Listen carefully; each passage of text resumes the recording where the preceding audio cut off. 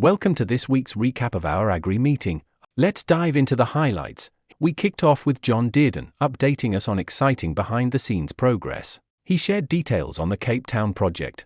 One side tackling recycling of food and garden waste, the other innovating with container growing in bags. Bishop Paul opened the floor for questions, and Nancy Cube asked for a quick one-on-one on turning garden waste into compost without the smells or big expenses. John broke it down simply: it's all about balance, greens like nitrogen-rich grass clippings and food scraps, mixed 50-50 with browns like carbon-packed cardboard, leaves, or chopped branches. Layer them in a small 1-meter square pile, turn it occasionally to speed things up to 3 months, and cover during rain. No smells, no rats if you keep it balanced and disturbed. John promised to share resources, practical advice that could transform any backyard.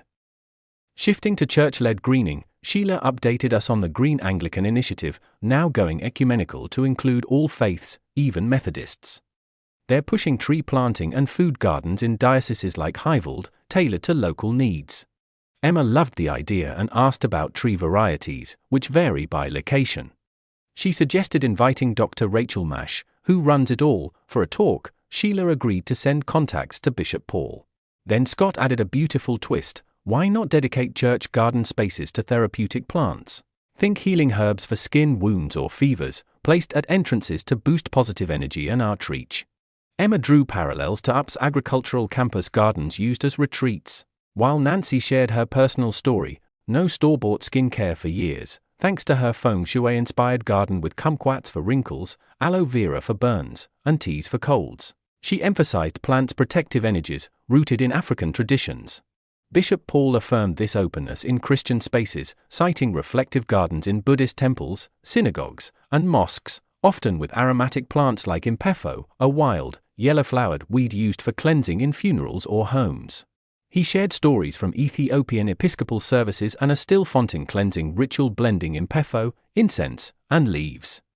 Cultural sensitivity was key, as Sheila noted variations among Sotho, Swazi, and others. Emma even recalled a Karoo succulent for fever blisters from her dad's childhood. Project updates kept the momentum going. Anthony apologized for recent absences and checked on Jabavu plans and November catch-up. David reported wrapping up the Vaal Agricultural Survey on urban farming in townships, a partnership with WEARM, Manana's Orange Farm Advice Center, and Lawyers for Human Rights. The draft is out for feedback, soon to be shared. Manana echoed the excitement and shared a win: meetings with social development and agriculture in Fulani lead to a Tuesday site visit for land development. Scott suggested green light for supplementary data on living conditions.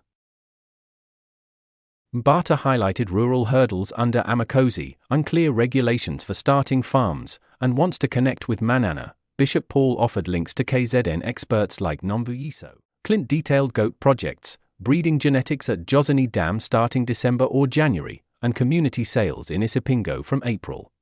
Nancy jumped in with a gem: South Africa supplies over 80% of global mohair from Angora goats, mostly Eastern Cape. She urged exploring this for big returns in KZN. Scott from Salsa Solutions wrapped his report with long-term planning amid shocking parliamentary hearings on corruption, like over a $2 billion lost in healthcare that could have fueled food and community growth. He called for prayers to expose and reverse this, turning government from hindrance to partner. Bishop Paul pointed to Nancy's mohair chat resource and set our next gathering for October 24th at 11. Stay tuned for more. Together, we're planting seeds of hope.